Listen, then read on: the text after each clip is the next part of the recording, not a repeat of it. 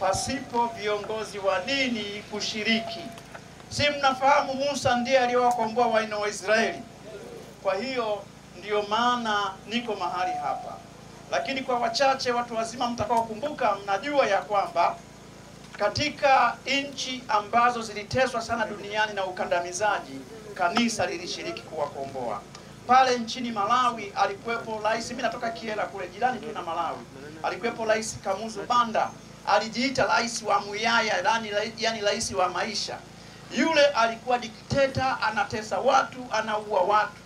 Sasa alitesa watu kwa muda mrefu sana, mpaka maaskofu walipokutana wakaandika waraka wa kichungaji. Barua ile ya kanisa ilivyosambaa ikasoma kwa wiki mbili katika nchi nzima ya Malawi. Utawala wa Banda ukaanguka, mpaka leo haujasimama tena. Malawi ni nchi huru na demokrasia. Kule Afrika Kusini ubaguzi wa rangi ulipokuja, wale walipata uhuru kutoka Uingereza, lakini kikaibuka kikundi, chama cha Nationalist Party, kikaanzisha ubaguzi wa rangi. Wakawa wanatesa watu, wanaua watu, wanakamata watu na kukandamiza watu, mpaka viongozi wa makanisa wengine waliwanunua, wakaanza kusema kwamba ubaguzi wa rangi ni mpango wa Mungu, umetoka kwa Mungu. Lakini Mungu alimuinua askofu mkuu Desmond Tutu. Alikataa kuwasifia watawala, akawanyoshea vidole watawala. Ubaguzi wa rangi ulianguka. Wale watawala waliwafunga kina Nelson Mandela maisha, lakini Desmond Tutu akiwa na majoho yake akawa anazunguka nchi nzima, anaandamana kule Soweto. Ubaguzi wa rangi ukadondoka, mpaka leo Afrika Kusini haupo tena. Hapa Uganda alikuwepo Idi Amin. Idi Amin alitesa watu, anachukua watu wengine anaanza kuwatupa kwenye shimo la mamba. Aliua watu kuanzia mwaka 71, lakini ilipofika mwaka 76 Mungu alimuinua askofu mkuu wa kanisa Anglikana, alikuwa anaitwa Janani Luvumu, akamnyoshia kidole Idi Amin. Idi Amin akamuua, lakini baada ya kuuawa, damu yake ilipomwagika, utawala wa Idi Amin ulianguka tena, haukusimama tena. Kule Amerika Kusini kulikuwa kuna nchi moja inaitwa El Salvador. Alikuweko dikteta kule, walitesa watu, waliumiza watu, waliua watu.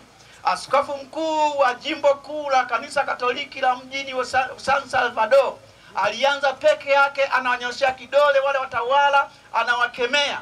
Walimpiga risasi akiwa madhabahuni. Baada ya damu yake kumwagika pale madhabahuni, utawala ule wa kidikteta ulianguka tena, haukusimama tena kule El Salvador.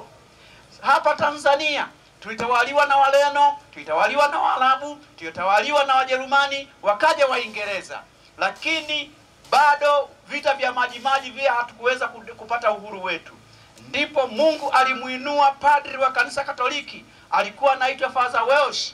Father Welsh akamuita Nyerere kwa siri, akampa siri ya kudai uhuru. Baada ya hapo Nyerere alijiuzuru. Alipojiuzuru akaanza kuzunguka nchi nzima, alijiuzuru Pugu sekondari, akazunguka nchi nzima katika kudai uhuru. Baada ya Nyerere kujiuzuru, tukapata uhuru Tanganyika. Baada ya hapo, mwache huyo. Katika jina la Yesu tulie. Sasa baada ya hapo tukapata uhuru Tanganyika. Ndiyo maana Tanganyika kwa mara ya kwanza tukapata uhuru bila kumwaga damu, nchi nzima katika ukanda huu wa kusini mwa jangwa la Sahara. Sasa nchi yetu iliheshimiwa sana, lakini baadaye ukaibuka ushenzi katika nchi yetu. Ushenzi wa kuiba kula, ushenzi wa kupora uchaguzi, ushenzi wa kuteka watu, ushenzi wa kupoteza watu, ushenzi wa kuua watu. Mwaka jana kwenye serikali za mitaa, mtu mmoja ameuawa kule Singida. Kule Dar es Salaam kuna mtu ameuawa. Kule Masenyi kuna mtu ameuawa. Kule Tunduma, mimi natoka Mbeya, kuna mtu ameuawa. Tena walikuwa wa vyama vya upinzani. Sasa katika hali hii watu wanaendelea kutekwa.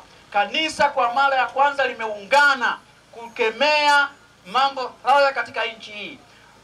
Juzi wakati wa Pasaka, baba askofu ambaye ni rais wa makanisa ya Roman Catholic Tanzania, Askofu Pisa ni mzaliwa wa maeneo haya ya mkoa wa Manyara. Yeye akatoa kauli kwa niaba ya kanisa kuwataka watawala wafanye mambo makubwa mawili. Jambo la kwanza, alitaka watawala wamwachie huru Mheshimiwa Tundu Lissu bila masharti yoyote. Jambo la pili, akataka watawala wakubali, wakae pamoja, tuandike katiba mpya, tuwe na tume huru ya uchaguzi na tufanye mabadiliko ya sheria za uchaguzi.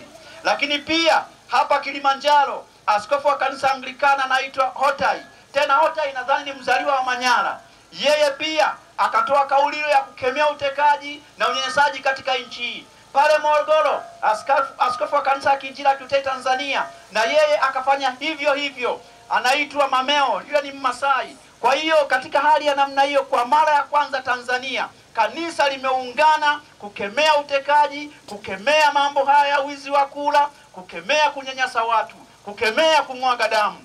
Baada ya hapo, watu wasiojulikana wakatumwa na wasiojulikana, lakini kwa Mungu wanajulikana, wakamvamia Padri Charles Kitima ambaye ni katibu mkuu wa makanisa ya Roman Catholic.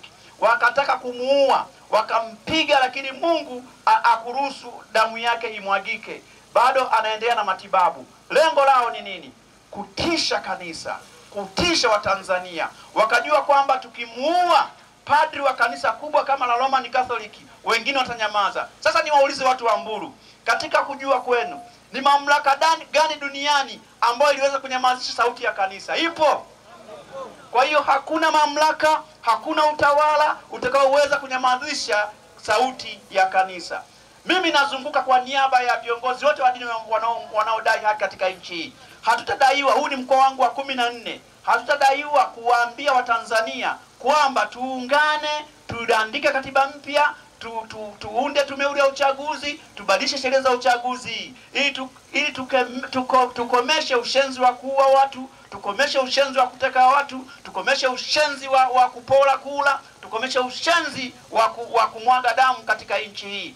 Ni nani anakubaliana na kwamba viongozi wa kanisa wanaotuambia ni sahihi? Kama unakubali, nyosha mkono wako.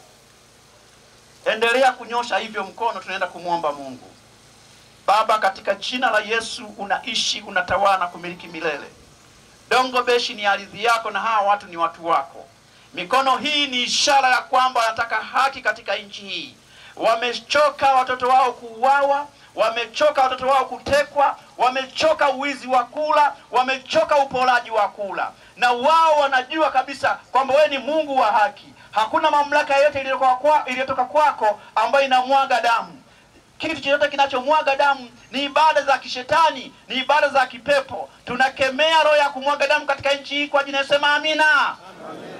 Mungu, tunaangusha mfumo wote na wote ule ambao unamwaga damu na kuiba kula katika jina, sema amina. Amen. Yeyote, mtawala yeyote, kiongozi yeyote aliyepigiwa kula, aliyeteuliwa na wanadamu, ambaye atatumia mamlaka yake, ataamrisha jeshi, liwe jeshi la wananchi, liwe jeshi la polisi, liwe jeshi la magereza, liwe jeshi la usalama wa taifa, kiwe kikosi chochote cha asili, ili wakateke watu, wakaue watu, wakapora uchaguzi, akafedheshwe yeye na watoto wake, kizazi cha kwanza na cha pili na cha tatu na cha nne, sema amina. Amen. Kamanda yeyote wa jeshi, yeyote atakayepokea amri haramu ya kuua watu, ya kupoteza watu, ya kutesa watu, ya kuiba kula, akafedheshwe yeye katika jina, sema amina. Amen. Mamlaka yoyote, kiwe kikundi, iwe ni utawala, atakayetumia mamlaka yake vibaya kutaka kufuta taasisi inayotetea wananchi, inayotetea watu wako, akafedheshwe yeye pamoja na uzao wake katika jina, sema amina. Amina. Mungu awabariki Dongobeshi katika jina la Mungu Baba na Mwana na Mtakatifu. Amen.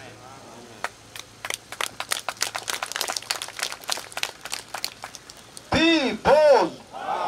Asante sana baba askofu. Sasa nimkaribishe mwenye katibu wa mkoa aendelee na itifaki zinazoendelea. Karibu katibu.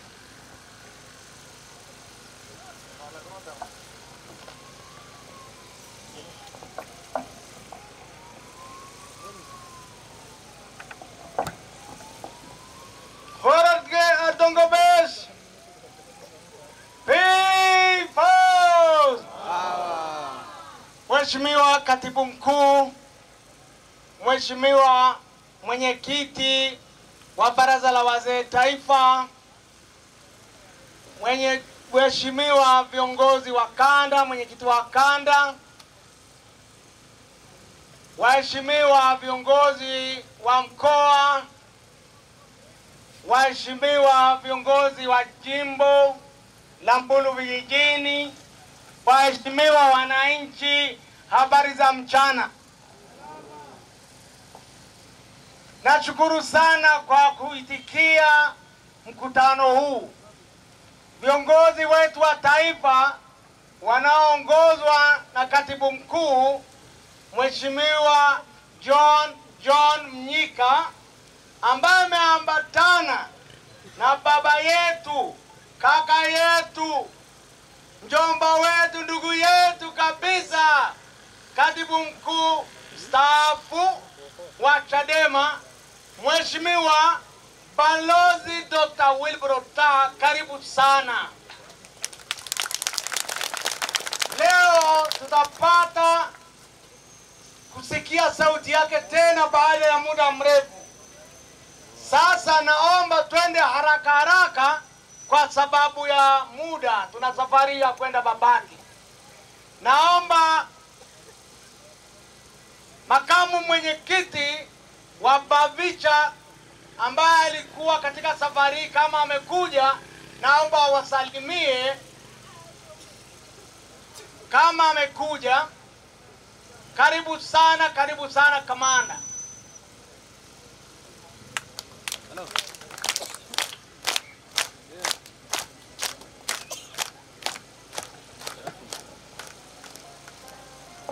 Dongo Besh boss.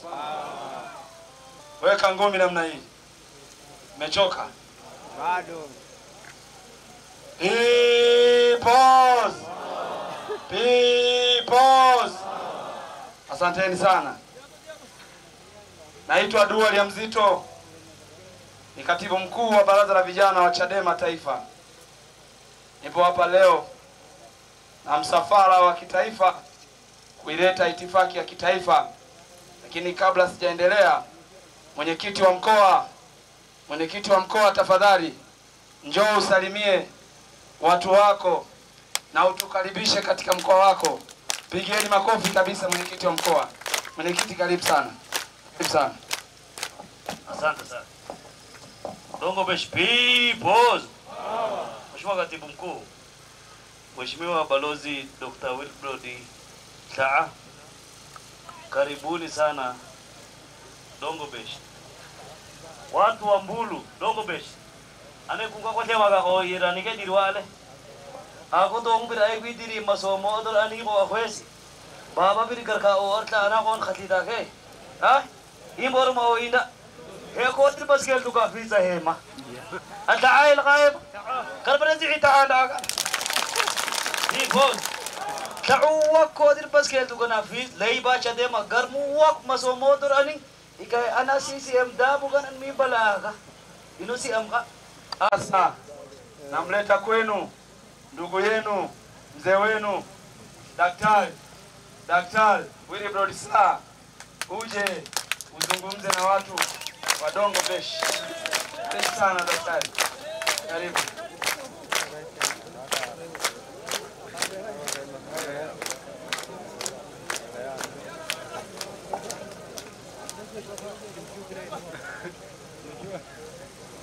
Dongo Besh peoples. Wananchi wa Dongo Besh, mara ya mwisho tulifanya mkutano nadhani kule juu na mlikuwa wengi sana. Asanteni, mmetuheshimisha. Mgeni wetu wa taifa atakuwa amefurahi kuwaona, japo mlisumbuliwa kiasi kupata uwanja. Sasa kwa sababu ya muda tunaelekea Babati na mnajua barabara si nzuri sana. Mimi nizungumze moja tu. Nianzie pale alipoachia baba askofu. Ameeleza jinsi nchi yetu ilivyoharibiwa. Wananchi wameteka, vijana wanakufa, wengine hawajui waliko, watu wanapata matatizo. Niwaulize, mmeshamsikia rais wa nchi akiwapa pole? Hawahi kumsikia? Katika nchi za wenzetu amekufa hata mtu mmoja tu kwenye matatizo ya aina yake, sio ya kimungu. rais wa nchi anaenda kutoa pole. Lakini Samia mnachosikia ameenda Uarabuni, ameenda kukopa hela. Anaenda kukopa hela wala hamambiwi nani analipa. Hivi mnajua kwamba hela hizo mtalipa nyie? Hivi mnajua kwamba mahesabu ya leo sijapika, sijui katibu mkuu kama umpiga hesabu, sina hakika ya madeni ya nchi. Lakini kwa taarifa ya mwisho, kila mmoja wenu nadhani analipwa kwa madeni yote. Kila mmoja wenu anadaiwa zaidi ya shilingi milioni 3,800 na kitu hivi. Kila mmoja wetu. Mpaka mtoto wa mwezi moja. Sijui kama mnaelewa. Lakini rais hasemi chochote. Na nyie mkiambiwa choo kile kimejengwa na Samia. Na kwenye barabara kila mahali kuna picha ya Samia. Madarasa yale kajenga Samia. Nyie mnafikiri kawapenda sana. Uongo kweli? Hivi kabla ya Samia kuwa rais, nyie mlikuwa hamiendi chooni? Hata choo tujengewe na Samia. Hamuoni kwamba ni udanganyifu? Mnarudishiwa hela yenu alafu mnamwambia Samia. Sasa mimi sina muda sana, nataka mgeni wangu katibu mkuu aje, atakaribishwa baadaye nadhani. Mimi sitazungumza, lakini niombe hivi. Samia, naomba leo kwa sababu ya tumekuja kwa majambo maalumu. Leo swala la swali nadhani mkiomba tutakuja rasmi. Mimi nitatafuta muda wa kuja Dongobeshi. Mwaka jana nilikuwa naumwa. Mwaka huu Mwenyezi Mungu amenisaidia, nilikuwa na tatizo kubwa sana la miguu, lakini baadaye nikawa na matatizo ya macho. Nitatafuta muda nije na mwenyekiti wa kanda Bwana Welwe. Welwe umesikia? Nikija naomba utafute muda wa namna ya kufika hapa. Leo kumekuja kwa ajili ya jambo moja tu. Kwamba tumechoka kuibiwa kura. Mnapiga kura lakini wanakimbia na masanduku. Uongo kweli? Watu wenu wapigia nyie. Walipata nafasi mwaka jana, naongea tu ya mwaka jana, acha ya 20, acha ya 19. Mwaka jana uchaguzi wa serikali za mtaa. Mliowataka mliwapigia kura. Waliwachukua sio wakaweka watu wao. Sio? Sasa kule Manyoni wilienda mbele zaidi. Manyoni askari wa magereza ambaye kazi yake mnajua ni kutunza wafungwa. Uongo kweli? Yeye ndiye alienda kwenye kituo cha kupigia kura. Akapiga mtu wetu risasi. Akamua mbele ya Watanzania waliokuwa wanapiga kura. Alafu wakaondoka na sanduku la kura. Chadema tumesema hii haitarudi tena. Haitarudi tena. Na hata hili la watu wetu kuuawa tena na vyombo vya dola, watu wetu kupotea, tumesema sasa basi. Tunataka katiba ya nchi irekebishwe, sheria za nchi irekebishwe. Ibara ya 8 ya katiba inasema mamlaka yote ni ya wananchi, nyie ndio wananchi. Mwananchi, na nitoe mfano ili watu wa Dongobeshi waelewe. Hapa kwenu kuna maduka ya cherehani, sio? Hivi wewe ulie na cherehani yako, umemwajiri fundi yule wa kushona, yule wa kanyaga ile pede la kashona. Nani mkubwa, wewe na yule uliyemwajiri kuwa fundi wa cherehani? Mkubwa ni nani? Mwenye cherehani, sio? Sisi ndio wenye nchi. Samia sio mwenye nchi. Sisi ndio wenye nchi. Nani mkubwa kati yetu sisi na Samia? Ni kweli kwa mujibu wa sheria, rais tumempa mamlaka. Kuna vitu rais atafanya hata kuuliza. Lakini katiba inasema wenye mamlaka ya nchi ni rais na mamlaka ya serikali yanatoka kwa. Sasa Samia ametutukana. Natoa moja tu hapo nateremka. Samia amesema yeye ni chura kiziwi hata tusikiliza. Hivi ni halali rais kutamka hilo? Hayo ni matusi. Anayewatukana wananchi anafanywa nini? Naomba tumweke pembeni mwaka huu. Hapa hatuko kwenye uchaguzi. Namna ya kumweka pembeni ya kwanza ni kukataa kwenda kwenye uchaguzi tukiwa bado na sheria hii mbovu. Wangapi wananiunga mkono? Asante sana. Kama mimi yule kijana yuko hapa, naomba sasa mimi nawaaga kwa kuambia people's power. People's power.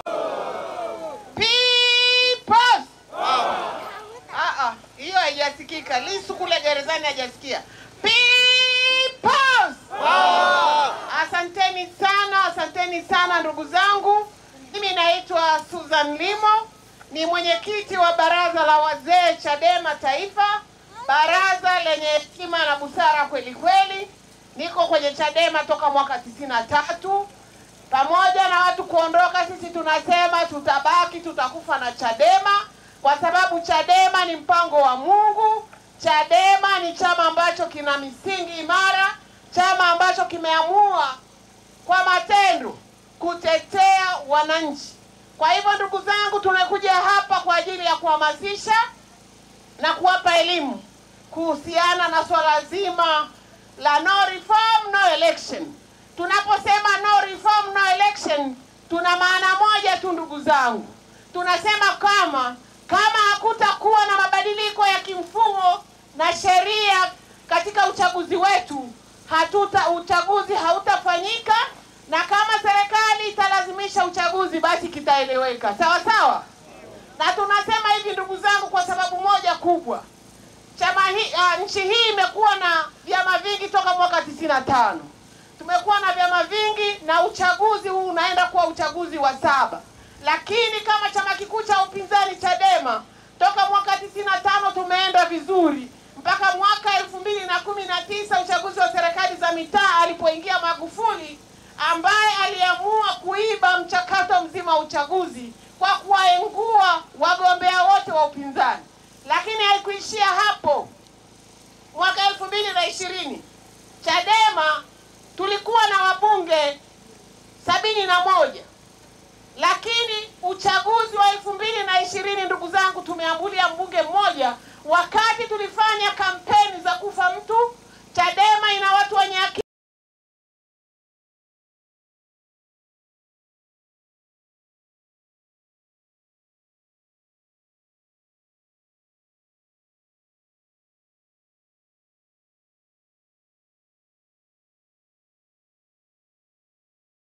ya Chama cha Mapinduzi.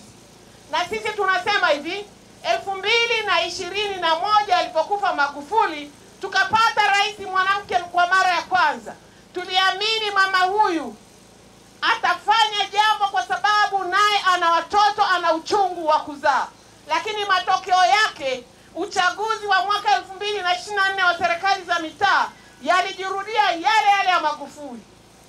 Kwa hiyo tunaamini na uchaguzi wa 2025 kama hakuna mabadiliko, maana yake tutarudi kule uchaguzi wa 2020. Ndio sababu tunasema hatutakubali mpaka kufanyike mabadiliko. Wangapi wanakubaliana na msimamo wa Chadema? Mikono juu. Asanteni sana ndugu zangu.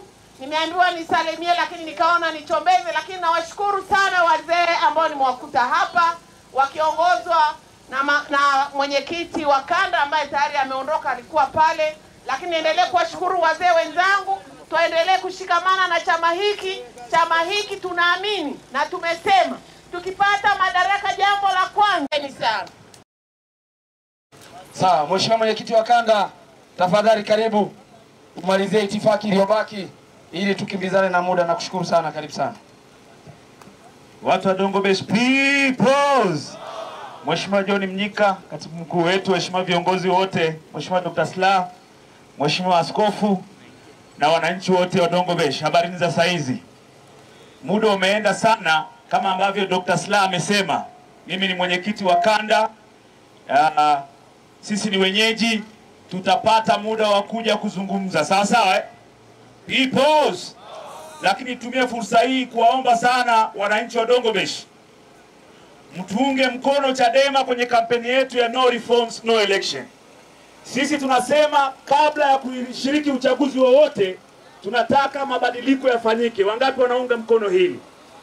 Mheshimiwa Mnyika, kwenye jimbo lote la Babati vijijini kwenye uchaguzi wa 2024 tumepewa kitongoji kimoja tu.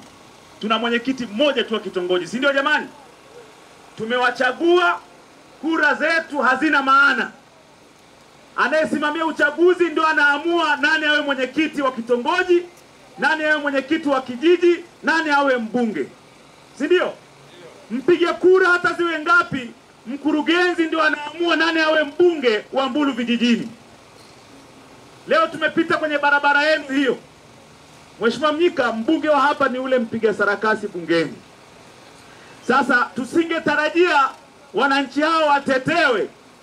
Tumeona barabara, ile barabara ya upande wa pili, barabara tuliopita ni barabara ya mchepuko. Tumepisha barabara ambayo ilikuwa ijengwe lami, si ndio jamani? Mpaka sasa ni vumbi, sarakasi hazijasaidia.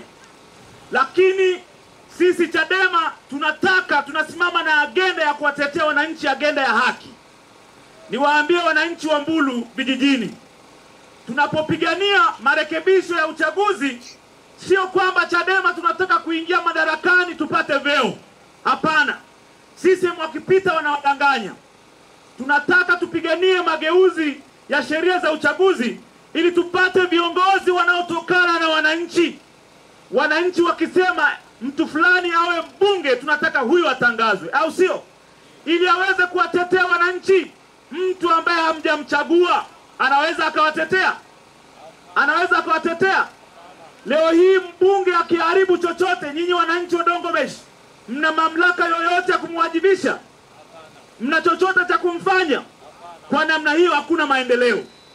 Mbunge anachokifanya, anajipendekeza kwa rais, anajipendekeza kwa watumishi wanaosimamia uchaguzi, ili wakati wa uchaguzi ukifika, mwananchi hata asipomchagua yeye bado atakuwa mbunge. Ana haja gani ya kuhangaikia kero za wananchi? Ndio maana tunasimama na agenda ya no reforms, no election. Kwa nafasi hii sasa, naomba nimlete Mheshimiwa Mnyika. Karibu sana uzungumze na wananchi. Kwa kutenga muda wenu kuja kutusikiliza. Na nimevutiwa na mkutano huu wa Dongobesh. Mara nyingi Chadema inaungwa mkono zaidi na vijana. Lakini hapa Dongobesh wazee na waona mko wengi kweli kweli, pamoja na vijana wenu na wakina mama. Asanteni sana wazee wote mliotupa heshima ya kutusikiliza. Ndugu zangu wa Dongobesh, nyinyi Mwenyezi Mungu amewajalia kuwepo kwenye ardhi yenye rutuba na hali ya hewa yenye kustahili kilimo. Ni wakulima wa mahindi, wakulima wa vitunguu, wakulima wa maharage, na wengine mnalima dengu. Katika hali ya kawaida, tunapozungumza kuhusu rasilimali za nchi, wengi hupenda kuzungumza zaidi kuhusu madini, kuhusu mbuga za wanyama na kuhusu maliasili nyingine. Lakini ni wachache ambao wanatambua kwamba kilimo ni utajiri. Sasa ni wachache wanaotambua hivyo, kwa sababu kwa Tanzania kilimo kinahesabika kwamba ni shughuli ya watu masikini. Wakulima wanalima mpaka wanafika umri wa kustaafu, maisha yakiwa hayajabadilika. Lakini ukiitazama dunia, kuna mahitaji ambayo yanaweza yakapita. Madini kama dhahabu ni utajiri mtu anavaa, lakini unaweza kuacha kuvaa dhahabu, lakini huwezi kuacha kula. Kwa duniani, kati ya malighafi na jambo la thamani sana katika uchumi wa dunia ni kilimo, mazao ya chakula. Lakini sisi Tanzania, kwa mfumo wetu mbovu wa kilimo chini ya serikali ya CCM, wakulima ni masikini. Nyinyi Dongobesh mnalima vitunguu, lakini kuna wafanyabiashara wanakuja wengine wakitoka nchi jirani ya Kenya, wakinufaika na vitunguu vyenu na kupata utajiri kutoka kwa jasho lenu kuliko hata mkulima wa Dongobesh ambaye anataabika kwenye kilimo. Wengine mnalima dengu. Dengu inasafirishwa kwenda India. Wafanyabiashara wanatajirika kwa biashara ya dengu. Lakini mkulima wa dengu hapa Dongobesh anaogelea kwenye lindi la maskini. Ninachotaka kukisema ni nini? Mbulu hii, Dongobesh hii, ikipata uongozi sahihi kuanzia kwenye kijiji, kwenye udiwani, kwenye ubunge, kwenye urais, ukawa na serikali bora yenye sera bora inayojali watu, inayojali kilimo, inayojali mkulima wa kawaida, kumpatia pembejeo kwa bei nafuu, kumpatia njia za uzalishaji zenye kumwezesha kuzalisha zaidi, kumpatia soko la bei bora ya ushindani, kilimo kingekuwa chanzo cha utajiri hapa Dongobesh. Miaka na miaka mmekuwa chini ya serikali za CCM, na mabadiliko haya ya kuondolea umasikini hayajatokea. Nimekuja kuwaomba kwamba wakati umefika wa kuhakikisha mnaikataa CCM na mambo yake yote katika chaguzi zinazofuata za nchi yetu. Lakini uamuzi wenu wa kuikataa CCM hauwezi kutimia kama hatutakuwa na uchaguzi huru na haki. Kwa sababu kusipokuwa na uchaguzi wa haki, uchaguzi huru, uchaguzi halali, yatatokea kama 2019 wagombea wa upinzani kuondolewa, au ya 2020 mawakala wa upinzani kuzuiwa kuingia kwenye vituo vya kura, na hatimaye polisi kushirikiana na watendaji wa serikali kuingiza kura bandia, kura feki, kura zisizo halali kwenye vituo vya kura. Au yatatokea kama ya mwaka 2024 wagombea wa upinzani kuondolewa na waliobaki kuhujumiwa. Tumekuja kuwaambia kwamba safari hiyo ya kuiondoa CCM madarakani lazima itanguliwe kwa nyinyi na sisi kwa pamoja kudai mabadiliko ya kuwezesha kuwepo uchaguzi huru na haki, mabadiliko ya kikatiba na mabadiliko ya kisheria na mabadiliko ya kimuundo. Sasa hili neno hili la bila mabadiliko hakuna uchaguzi, kwamba kusifanyike uchaguzi mwingine wowote, na tuko tayari kuwaongoza kuzuia uchaguzi usifanyike mpaka kwanza mabadiliko yafanyike ya kuwezesha uchaguzi huru na haki. Hili neno refu hili kwa sentensi moja tumekuja kuwaambia bila mabadiliko hakuna uchaguzi, na kwa Kiingereza no reforms no election. Kwa nikisema no reforms mnasema no election.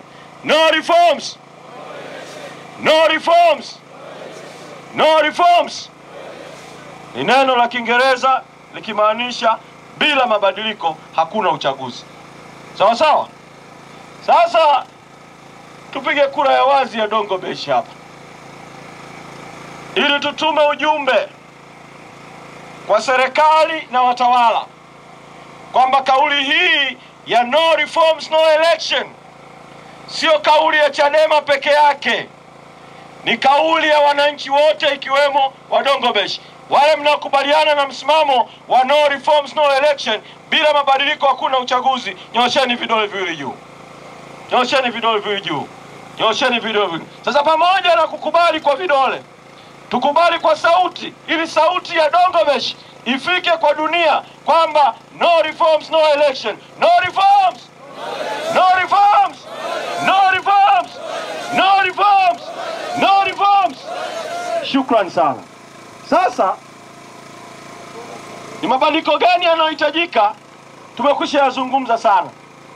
Tunawaambia rekebisheni katiba, ibara ya 74, ibara ndogo ya kwanza, ondoa mamlaka ya rais ambaye ni mwenyekiti wa CCM kuteua mwenyekiti wa tume, kuteua wajumbe wa tume, kuteua mkurugenzi wa tume.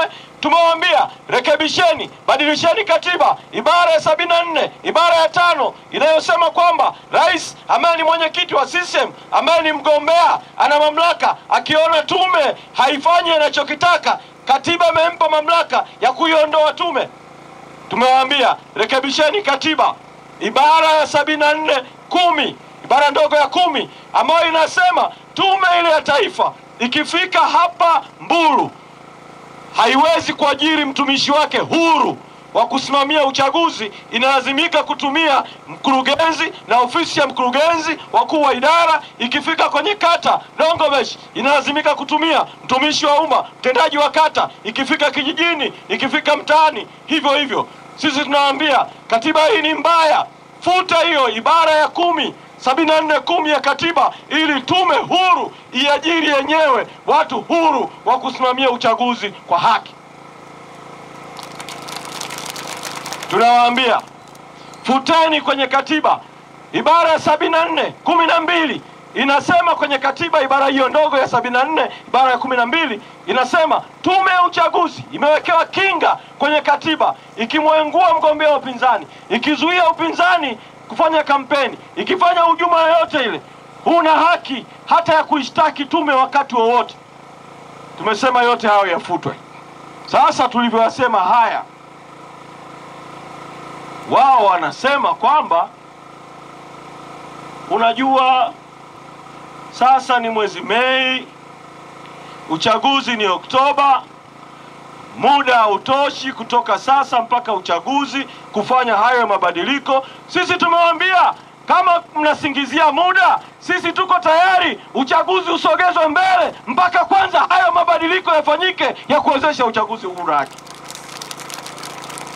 Sasa tukisema haya, wanasema haya ni ya kwenu nyinyi.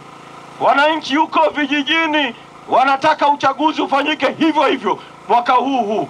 Tukasema tufike mpaka Ukumbulu vijijini, tufike Dongobesh, tuwaulize wananchi. Sisi tunasema tuko tayari uchaguzi uahirishwe. Wananchi wangapi mnatunga mkono kwamba mko tayari hata uchaguzi uahirishwe mpaka kwanza mabadiliko yafanyike? Sasa pamoja na tukunja ngumi, kunja ngumi, kunja ngumi, kunja ngumi, ishara ya umoja wetu, peoples, peoples. Sasa ukiwa umeikunja hiyo ngumi pamoja na ishara ngumi kwamba mnatunga mkono, kama unaamini uko tayari uchaguzi uahirishwe, tupaze sauti kwa pamoja tuseme tuko tayari uchaguzi uahirishwe. Tuko tayari uchaguzi uahirishwe. Tuko tayari uchaguzi uahirishwe. Tuko tayari uchaguzi uahirishwe. Tuko tayari uchaguzi uahirishwe. Dongobesh, ninawashukuru. Kuna mengi tungezungumza, lakini tuna safari ya kwenda Babati mjini, mkutano wa mwisho, na tumeelezwa ubovu wa barabara. Lakini nataka kupata baraka zenu kwenye jambo moja ili tuelekee huko Babati. Nataka baraka zenu za mambo mawili. La kwanza, nilimsikia mwenyekiti wa CCM na katibu mkuu wa CCM kwenye mkutano mkuu wa CCM wakidai kwamba, kwa taarifa, na mimi naamini wamesema mambo ya uongo, kwamba eti CCM ina wanachama wenye kadi mpya za CCM za kidijitali, eti wana wanachama milioni 13. Yaani wakisema hayo madai ya uongo kwamba wana wanachama milioni 13, Tanzania ina kama watu milioni 63 hivi takriban. Kati ya hao nusu ni watoto.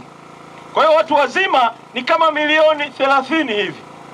CCM ikisema ina wanachama milioni 13, CCM inamaanisha kwamba katika kila Watanzania watatu au wawili, mmoja ni mwana CCM. Sasa nataka Dongo Beshi huku tuonyeshe uongo wao. Kama kuna mtu ana kadi mpya ya CCM ya kidijitali, naomba unyooshe mkono. Kama unayo, yuko mmoja pale. Nakushukuru, umenyosha mkono. Mwingine yuko wapi? Yuko pale mzee wangu. Mwingine yuko wapi? Uko pale. Nimehesabu 1, 2, 3, 4. Si ndio? Hapa Dongo Beshi, si ndio? Sasa wangapi hamna hizo kadi za CCM? Hamna mambo ya kadi za CCM. Wengi hivi. Wengi. Kwa hiyo Rais Samia, katibu mkuu wa CCM Nchimbi, wamesema uongo. Hawana hao wanachama milioni 13 kwa sababu wananchi walio wengi hawaitaki CCM. Wangapi hamuitaki CCM? Vidole viwili juu. Vidole viwili juu. Vidole viwili juu. Kwa maana hamuitaki CCM kabisa. Kwa hiyo CCM kusema ina wanachama milioni 13 ni uongo mtupu, kwa sababu hata huko vijijini Dongo Beshi watu hawaitaki CCM kabisa. Sasa ndugu zangu, hii takwimu hii aliyoisema Rais Samia na katibu mkuu wake Nchimbi wanaoendelea na mkutano mkuu wao Dodoma, ina nia mbaya. Wanalenga kutaka kuonyesha wanaungwa mkono na watu wengi, ili watakapohujumu uchaguzi waseme kwamba hata kama wananchi mlikataa uchaguzi, CCM ilikuwa ina wanachama wengi waliochagua CCM. Bahati nzuri Dongo Beshi mmeonyesha hamuitaki CCM na mko tayari kushirikiana na sisi kuhakikisha kwamba uchaguzi haufanyiki, no reforms no election. Sasa niwaombe jambo la pili, na niombe baraka zenu. Sisi tunafanya kazi ya kuzunguka nchi nzima kupambana kwa ajili ya wananchi. Tulianza kanda hii ya kaskazini, tulianzia huko Arusha, tukaenda Kisongo, Arumeru Magharibi, tukaenda Mtoambu, Monduli. Jana shughuli tukamalizia Karatu.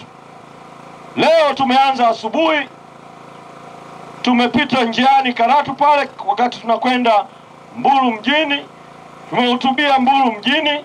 Sasa tuko Mbulu vijijini, bado tuna safari ya kwenda Babati.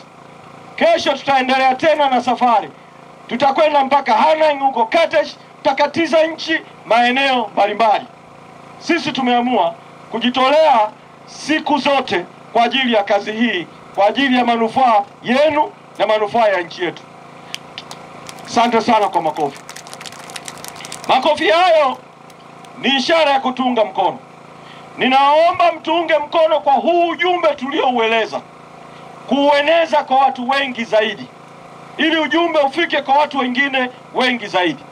Lakini ninaomba mtunge mkono vile vile, kuna kitu tunakiita tone tone, kwamba kama maji ya ziwa au maji ya mvua yanakuwa mvua kubwa au maji ya ziwa kubwa, ni muunganiko tu wa tone tone. Tunaamini na nyinyi wananchi mkichangia tone tone kidogo kidogo, mtawezesha magari kujaza mafuta, tuendelee na safari ya ukombozi. Kwa DJ, naomba muziki, jisikieni huru, njooni hapa mbele. Tone tone, tone tone. Na kwa kweli, kwa heshima ya wazee, naomba na mimi niteremke jukwani kama mzee Slaa. Naomba muwe huru tu, msogee tu, changieni tone tone kama umejaliwa, tone tone. Asante sana DJ. Hata senti 50, hata shilingi 500, hata shilingi 100, chochote kile, ili mradi tone tone. Mzee wangu nashukuru sana sana sana. Asante sana. Hii ni salamu kwa watawala kwamba nyinyi ni Chadema, mmeunga mkono Chadema kwa hali na mali. Kama mzee wangu ametoa 500 hapa, kijana aliyoko juu kule, unasubiri chochote kile. Sana tone tone, mwingine ametoa 10, mwingine 5.